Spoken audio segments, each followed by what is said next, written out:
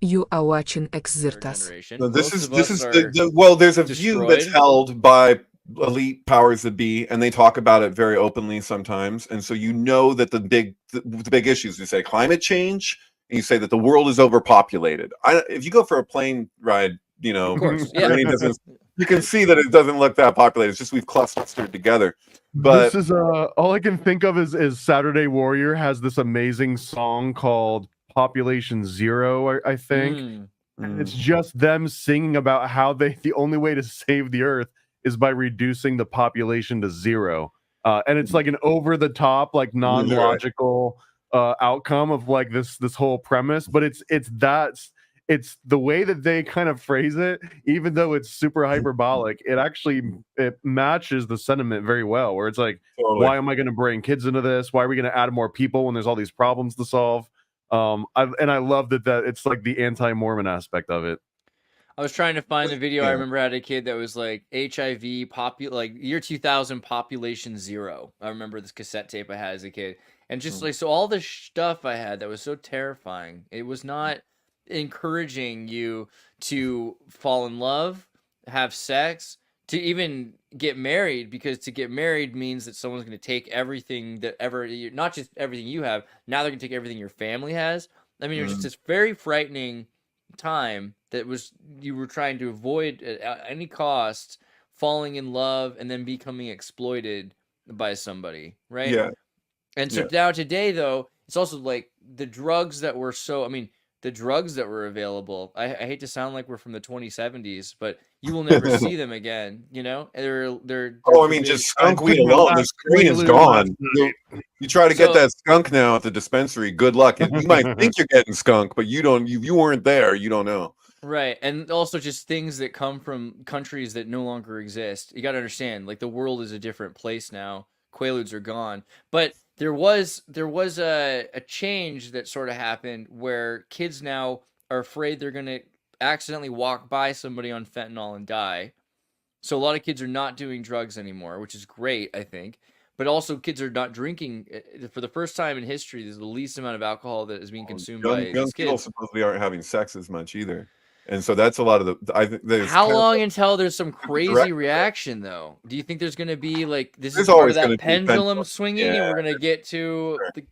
It almost feels like it has. But it's connected to people being very mechanical and very like they're fitting into these molds that they feel they need to exist within, and to like break free from that is to be independent, is to have your own autonomy, to be an independent spirit, and that they go together. Like yeah, I don't know, but I guess I just was trying to make the point that when you look at the mentality of people like Bill Gates and stuff, when they're talking about overpopulation, you can see that there's places where they really make it apparent that they could rationalize the humane way to bring the population down, which sterilization in one form or another, they seem very open to that, I guess I could just say. And so I don't put anything related to that past them and big pharma in general, you know.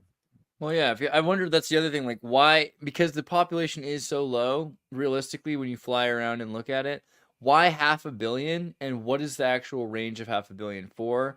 Is that because you've got 5 essential continents and they want to have 5 essential cities of 100,000, 144,000 or something? Like what's the 100 is a very interesting specific number. Yeah, just what's a random thought. Huh. Yeah, I don't know.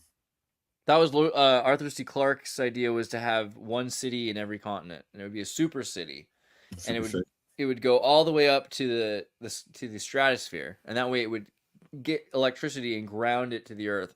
So these would be like space elevators, essentially. But you would be able to be such a big building. There'd be one tower that's a city in it. Oh yeah, brilliant.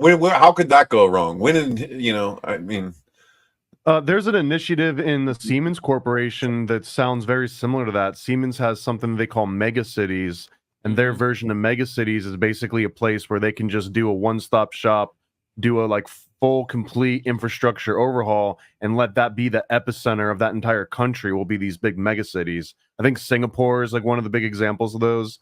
they have a whole list of them, but it's like a specific, like these Siemens megacities are ones that now you've got a private company, or I guess publicly traded company, but you've got this individual company that's outside of any nations that's saying like, we're going to help create these megacities. And if you've got one corporation that's behind multiple megacities in different parts of the world, it almost feels like where is Siemens from again? Country. Where is Siemens from?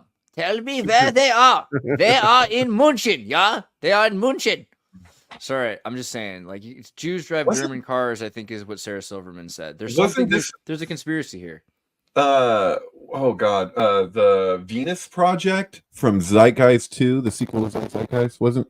Yeah. Oh, I yeah. want to do. Related I'm to gonna let's get to the. All right, I'm gonna open. We don't need to go into Venus. No, we gotta go into the Venus Project. We're gonna do. Do we really? I'm gonna totally open lost me once that came up. I was like, "What the hell?" Yeah, it was a weird trigger. I was like, you guys really aren't paying attention if this is like they led you right back here. You freaking people. Like what? Like stop being so godless, Breakfast Club. That's basically what I felt. So the Siemens company, one of the things I think about when I think about Siemens is the Bolivian Andes. There's a mountain system there that's almost impossible to cross. Let me just look for the La Paz anything. Mountains. Gondola. How about I type in gondola? Will that help? Anything? Okay, there we go. Bam. So in La Paz, you've got these mountains, and I'm just gonna show it. So it looks like this. You got peaks and then peaks over here, and to get from here to here, you have to go down and up, and it takes weeks. And you got a goat, and it's a hard life. So now Siemens comes in. They say, just give us 100 years of money, or the next century. We just want you to be constantly giving us money all the time. And what we'll do is we'll install a gondola system so that now it takes you a few minutes instead of weeks. It takes you a few minutes to get from one side to the other side, and you can all day go back and forth. But most of the people were used to living in a more convenient area than going all the way to the top and all the way down. So there's a bunch of free land up there. Just give us the land at the top. So now you've got Germans, and they had to get some money from somebody. They got money from Russians, and they also got money from China. And the Russians and the Chinese, they also gave them tanks, jets, guns, military equipment, trucks, jeeps, everything that they wanted, right? The only thing that they were like, well, there's not a lot of money to give you. So Russia and China said, that's fine. Just let us move in 1 million people each.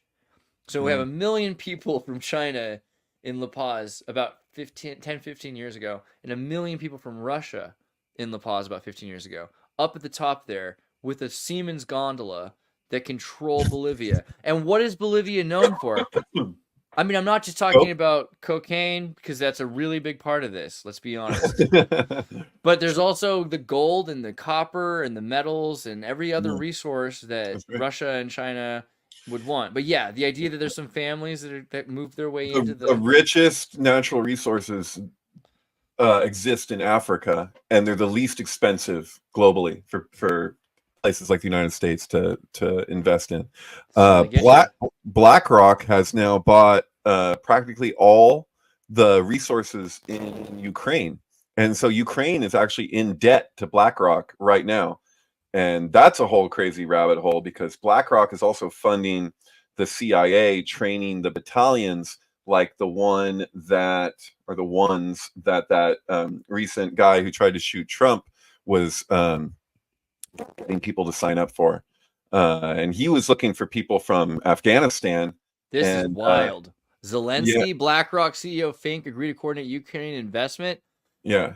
Does anybody pay attention to anything? What the freaking heck? Are you kidding me? Right. This is out of control. Oh, this is this is the smokingest gun since Alec Baldwin. This is out of Thank you. Yeah. Yeah. And so there was a guy who freaking out. Who wrote this book. He was in charge in Afghanistan of giving people visas. And he had people from above him basically making him give people visas that were like basically Al-Qaeda and literal known terrorists for the United States from Afghanistan. So they were just like, and so he wrote a book in 2017 about it. I have to find the name of that again, but it's super connected to all this because, you know, that's what they were doing, or what they are doing with these battalions being brought into Ukraine. So you literally have like people from Afghanistan like fighting, set to fight Russia in like an infantry. And so yeah, it's pretty nuts. And it's So this is basically like, let's say you know, you've done this before, right? You know how to put a 24-hour fitness in a Starbucks in Iraq. This isn't that different.